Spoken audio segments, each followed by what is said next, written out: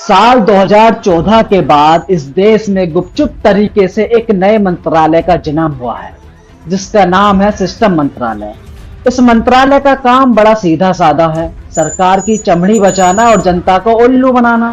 Paper leak हो जाए तो सिस्टम जिम्मेदार, प्लेन क्रैश हो जाए तो सिस्टम जिम्मेदार, लोग गंदा पानी पीकर मर जाए तो सिस्टम जिम्मेदार, नकली दूध, पनीर, खोया सब बिकता रहे धड़ल्ले से फिर भी सिस्टम जिम्मेदार, परीक्षा कैंसिल हो जाए तो सिस्टम जिम्मेदार, किसान आत्महत्या करे तो सिस्टम जिम्मेदार, छात्र आत्महत्या करे तो सिस्टम जिम्मेदार, मजदूर आत्महत्या करे तो सिस्टम जिम्मेदार, पुल गिर जाए तो सिस्टम जिम्मेदार, ट्रेन हादसा हो जाए तो सिस्टम जिम्मेदार, ताली और थाली बजवानी हो तो साहब खुद टीवी पर प्रकट हो जाते हैं। लेकिन जब करोड़ों बच्चों के भविष्य पर मन की बात करने का वक्त आता है तो मौन व्रत धारण कर लिया जाता है।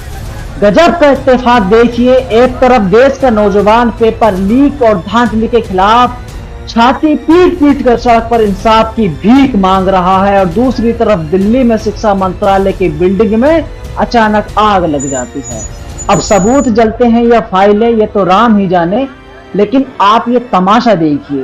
पहले नीट पेपर लीक का तमाशा हुआ, फिर एसएससी जीडी का पेपर लीक हुआ, फिर सीबीएसई में धांधली की खबरें और अब सीयूटी से लेकर लेखपाल भर्ती तक, मतलब लंबी फेहरिस्त है। हालत ये हो गई है कि पेपर लीक रोकने के लिए तीन मंत्रियों की फौज और खुफिया एजेंसी और वायु सेना तक को काम पर लगाना पड़ रहा है। ऐसा लगता है कि सरकार अब परीक्षा को राष्ट्रीय आपदा घोषित करने वाली है। जैसे बाढ़ आने पर सेना बुलाई जाती है, शायद वैसे ही अब एडमिट कार्ड बांटने के लिए वायु सेना के हेलीकॉप्टर आसमान का दिल चीर कर उड़ेंगे। शर्म की बात तो यह है कि खोखलापन इस कदर हावी है कि जब धांधली के बाद छात्र री इवैल्यूएशन के लिए बैठते हैं तो करोड़ का बजट डकारने वाला सीबीएसई जैसे बड़े बोर्ड्स का पोर्टल ही ठप हो जाता है। सुबह से भूखे प्यासे बच्चे स्क्रीन पर आंखें गड़ाए बैठे रहते हैं, पर सरकारी सर्वर का दिल नहीं पसीजता। ये डिजिटल इंडिया की नाकामी नहीं तो फिर क्या है? नीट पेपर लीक में अगर किसी को अभी भी लगता है कि जांच एजेंसियां कुछ उखाड़ लेंगी तो वो शायद किसी वहम में है।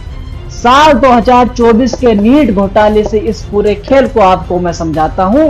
2024 के नीट पेपर लीक में 46 लोग पकड़े गए थे, बड़ी बड़ी सुर्खियां बनी थी, लेकिन नतीजा क्या हुआ? 45 लोगों के खिलाफ चार्जशीट दाखिल हुई और 44 आरोपी आराम से जमानत पर बाहर की हवा खा रहे हैं। जिस संजीव मुखिया को मीडिया ने किंगपिन और मास्टरमाइंड कहकर बुलाया था, उसके खिलाफ हमारी जांच एजेंसियों को पुख्ता सबूत ही नहीं मिले। उसे कोर्ट में डिफॉल्ट बेल यानी जमानत मिल गई और वो खुलेआम घूम रहा है।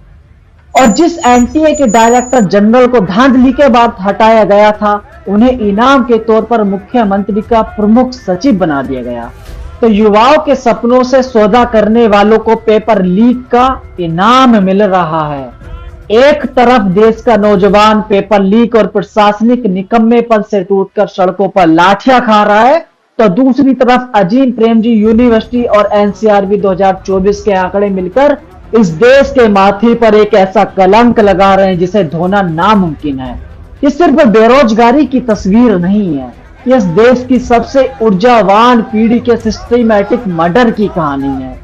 अजीम प्रेमजी यूनिवर्सिटी की रिपोर्ट बताती है कि देश में 20 से 29 साल के 6 करोड़ से ज्यादा ग्रेजुएट युवा हैं, जिनमें से 1 करोड़ से ज्यादा पूरी तरह बेरोजगार है। यानी हर छठा पढ़ा लिखा नौजवान सड़क पर खाक छान रहा है।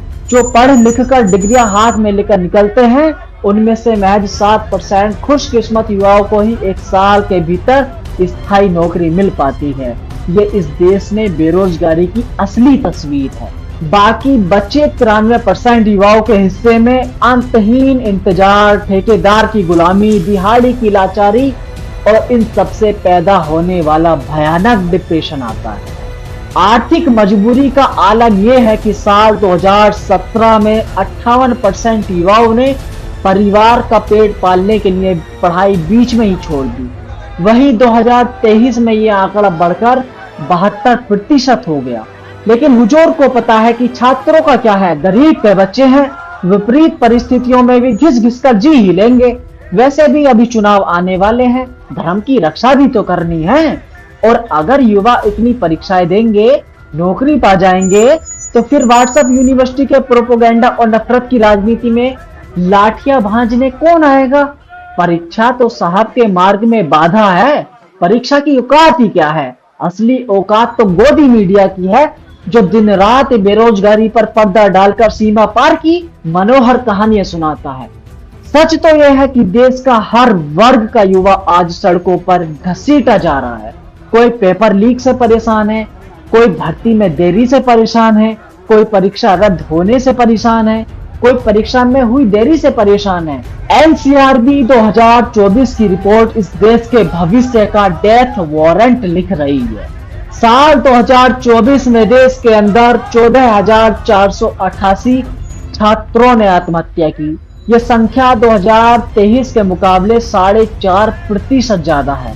इसका सीधा मतलब है कि इस देश में हर दिन औसतन करीब 40 छात्र अपनी जान दे रहे हैं। देश में 2024 में कुल 1,70,746 आत्महत्याएं हुई, जिनमें छात्रों की हिस्सेदारी 8.5% है।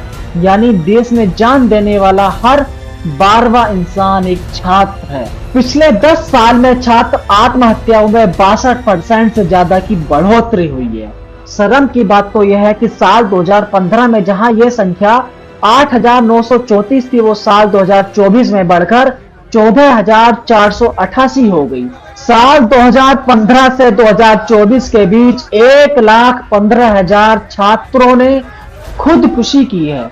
जनता को कभी नोटबंदी की लाइन में, कभी वैक्सीन की लाइन में, तो कभी राशन की लाइन में लगाने में माहिर इस सरकार के दौर में आज देश का युवा सबसे लंबी लाइन में खड़ा है, और वो है नौकरी की लाइन। नौकरी की लाइन का अंत दूर दूर तक दिखाई नहीं देता। पूरी की पूरी पीढ़ी इस प्रशासनिक निकम्मेपन की सुनामी में बर्बाद की जा रही है। सोचिएगा जरूर।